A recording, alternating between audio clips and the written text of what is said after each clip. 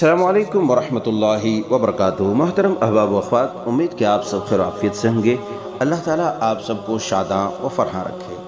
آئیے ایک اہم واقعہ خلیفہ عمر ابن عبدالعزیز رحمۃ اللہ علیہ کے متعلق سماعت فرماتے ہیں۔ خلیفہ عمر ابن عبدالعزیز کا شمار خلافت امویہ کے امراء و رؤساء میں ہوتا تھا۔ وہ ایک دن میں کئی دفعہ لباس زیب دن کرتے تھے۔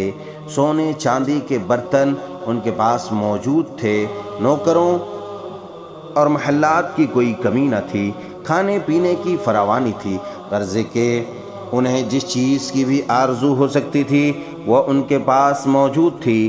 مگر جو ہی انہوں نے منصب خلافت سنبھالا اور مسلمانوں کے مسائل و معاملات کی ذمہ داری ان کے کندھوں پر آ پڑی تو انہوں نے ناز و نعم کی تمام اشیاء یک قلم ترک کر دیں اور تمام اسباب راحت سے سبکدوش ہو گئے۔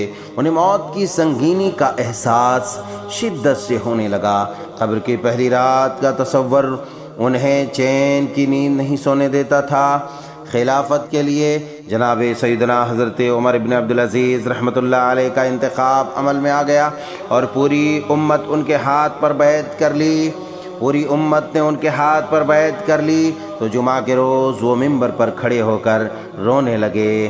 اس وقت ان کے ارد گرد عمراء، وزراء، علماء و شعراء اور سپہ سالاروں کا بڑا مجمع موجود تھا۔ انہوں نے سامعین سے فرمایا، خذوا بیعتکم، تم لوگ مجھ سے اپنی بیعت واپس لے لو۔ اللہ اکبر۔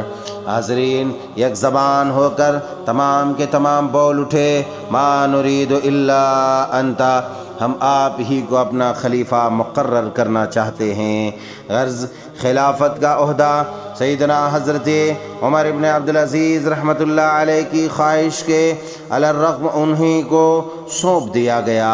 خلافت کی ذمہ داری سنبھالے ہوئے ابھی صرف ایک ہی ہفتہ گزرا تھا کہ وہ انتہائی کمزور ہو گئے۔ ان کا جسم لاغر اور رنگ فق ہو گیا۔ ان کے پاس صرف ایک ہی جوڑا باقی رہ گیا جسے وہ روزانہ پہنتے تھے۔ لوگوں نے ان کی بیوی سے دریافت کیا کہ محترمہ امیر المومنین کو کیا ہو گیا ہے؟ بیوی نے جواب دیا، واللہ انہ ما ینام اللیل، واللہ انہ یأوی الی فراشہ فیتقلب کأنہ ینام علی الجمرۃ یقول تولیت امر امتی محمد صلی اللہ علیہ وسلم یسألنی یوم القیامہ الفقیر والمسکین والطفل والارملۃ۔ اللہ کی قسم وہ رات کو نہیں سوتے، اللہ کی قسم وہ اپنے بستر کا سہارا نہیں لیتے، وہ بستر پر اس طرح پلٹیاں کھاتے ہیں جیسے آگ کے انگاروں پر لوٹ رہے ہوں۔ وہ کہتے ہیں، امت محمدیہ، امت محمدیہ کی ذمہ داری میرے ناتواں کندھوں پر آ پڑی۔ قیامت کے دن فقراء و مساکین، بچے اور بیواگان سبھی میرا گریبان پکڑیں گے۔ اللہ اکبر کبیرہ۔ عزیزان گرامی، محترم احباب و اخوات، آپ تصور کر سکتے ہیں کہ ایک انسان کو جسے خلافت ملی، سرداری ملی، سیادت ملی، قیادت ملی، اللہ اکبر، بادشاہت ملی، مگر ان تمام چیزوں کو لے کر کے اس قدر پریشان ہے کہ انہیں بیواؤں کی فکر ہے، یتیموں کی فکر ہے، قلاشوں کی فکر ہے، افلاسوں کی فکر ہے۔ آپ ذرا تصور کیجئے، مفلوق الحالوں کی فکر ہے کہ کیسے وہ قیامت کے دن میرا گریبان پکڑے گا۔ اللہ اکبر۔ بیان کرتے ہیں کہ عالم ابن زیاد نے ان سے پوچھا، اے امیر المومنین، مکہ میں ہم نے آپ کو خلافت کی ذمہ داری سنبھالنے سے پہلے بڑے ناز و نعم اور صحت و عافیت کے ساتھ دیکھا تھا، لیکن کیا وجہ ہے کہ اب آپ بالکل بدل گئے ہیں؟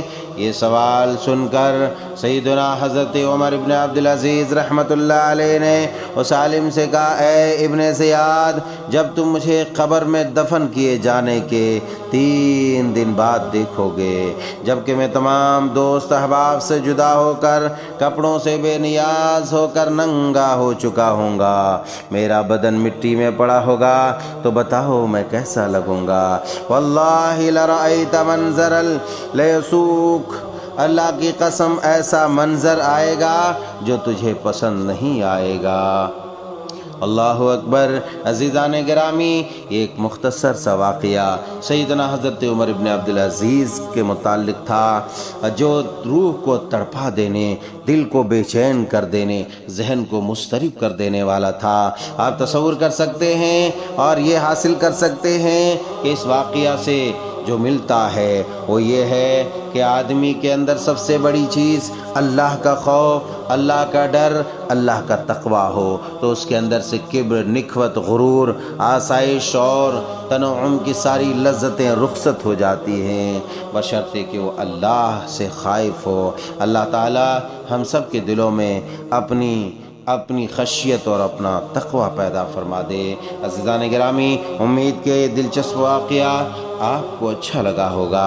اگر آپ کو اچھا لگا ہوگا تو اسے شیئر کرنا نہ بھولیں، کمنٹ کے ذریعے اپنے تاثرات کا اظہار کرنا نہ بھولیں۔